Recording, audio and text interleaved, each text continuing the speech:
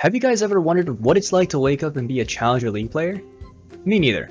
But being LeCoach, I can assure you that my life is pretty well figured out and is probably better than yours.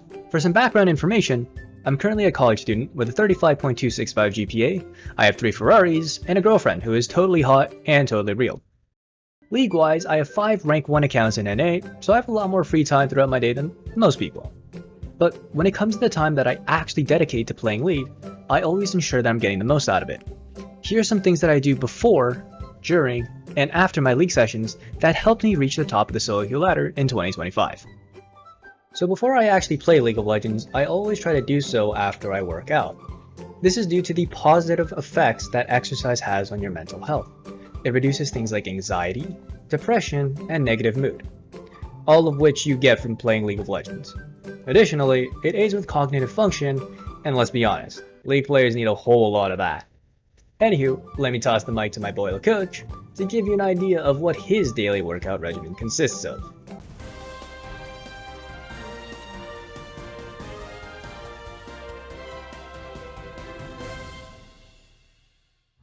Alright, so one of the key ways that I hit Challenger in League is by staying physically active, making sure my mind and body are healthy both on and off the rift. After all, landing a skill shot in League is the exact same as landing a three-pointer in ball.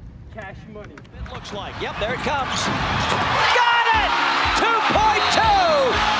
Atlanta goes up 124! The way I improve my mechanics in League of Legends all stems from fast reactions, which you can get from physical activity. Thoughts? Ah! And usually to end my workouts, I like to go on a little run with my personal trainer. Hey, who told you to stop running? This is a very unusual sight.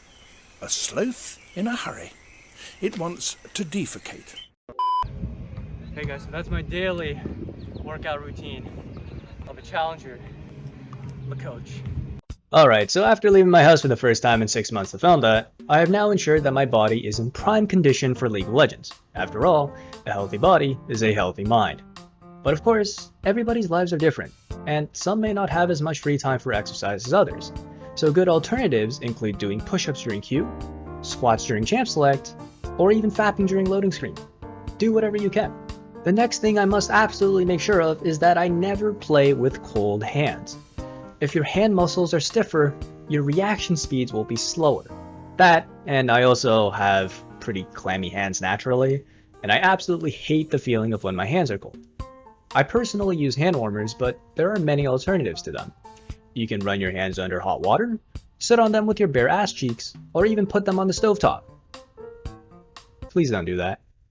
Moving on, once my hands are warmed up, I gotta make sure that my brain is warmed up as well. Before working out or playing any sort of traditional sport, it is integral that you do some dynamic stretches.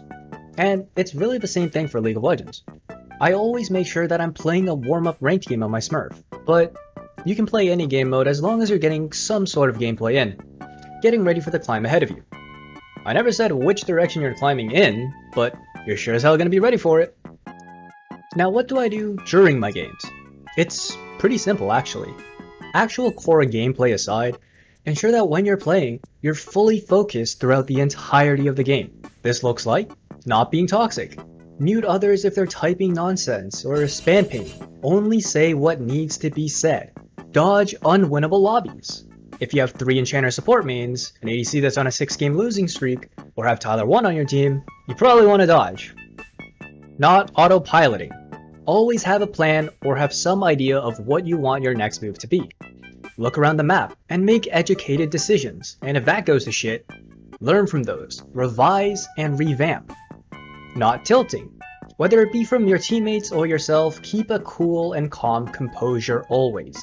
Focus on your gameplay only. Last, but certainly not least, there's only one thing that I do when the game is said and done. Move on. Lose is learned, win is earned. Don't dwell too much on the losses. You're probably losing a lot of games anyways.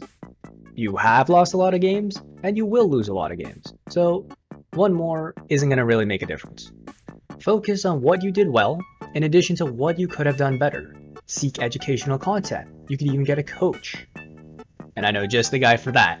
at proguides.com/coach/LeCoach. Now that's a man who can get your parents to love you again. You just want to have a more growth-orientated mindset opposed to results-focused. If you become a good player, the rank is guaranteed.